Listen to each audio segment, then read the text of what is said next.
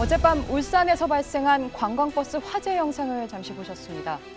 버스가 방호벽을 들이받을 때 여기서 난 불꽃이 연료통에 옮겨붙어 순식간에 많은 희생자가 났습니다.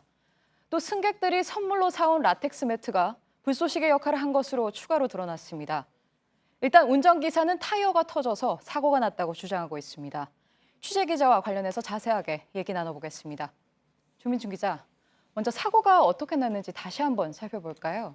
네, 당시 버스에는 4박 5일간의 중국 장자제 여행을 마치고 돌아온 관광객 18명과요. 가이드, 운전사 이렇게 20명이 모두 타고 있었습니다. 네. 원래는 오후 6시쯤 대구 공항을 출발할 예정이었는데요.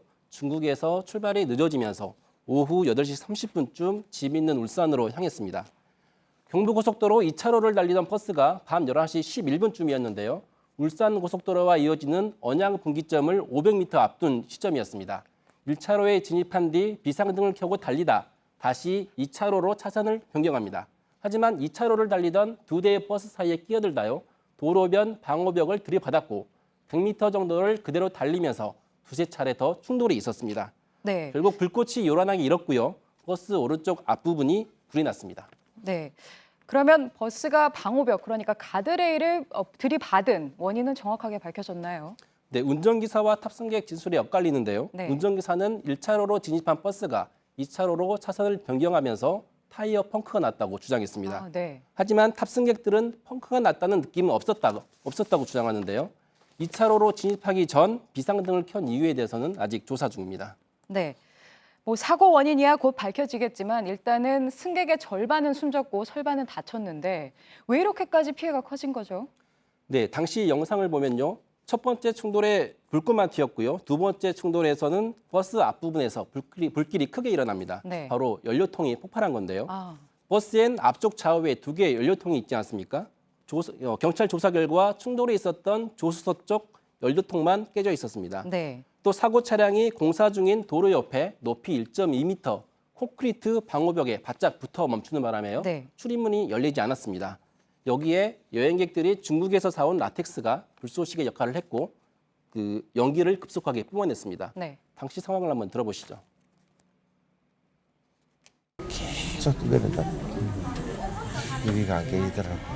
이걸 수백 번 해석해. 나오라 그러는데 나 소리 없어. 질식사했대나. 네. 말씀하신 대로 아무리 출입구가 막혔다고 해도 버스에는 비상탈출에 이용하는 망치 같은 게 있지 않습니까?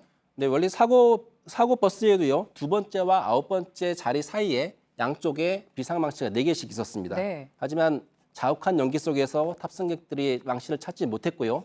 당시 버스에 타고 있던 운전기사나 여행 가이드도 이 비상망치에 대한 안내가 없었던 것으로 전해졌습니다. 네, 안내가 없었다. 그렇다면 생존자들은 어떻게 나온 거죠? 네, 기사가 조수석 쪽에 있는 소화기를 들고요. 불을 끄려다가 실패했습니다. 네. 결국 운전기사가 그 소화기를 가지고 운전석 뒤쪽에 있는 창문을 깼는데요. 그 구멍을 통해서 10명이 탈출했습니다. 이 때문에 주로 뒤쪽에 앉아있던 탑승객들의 피해가 더 컸습니다. 네.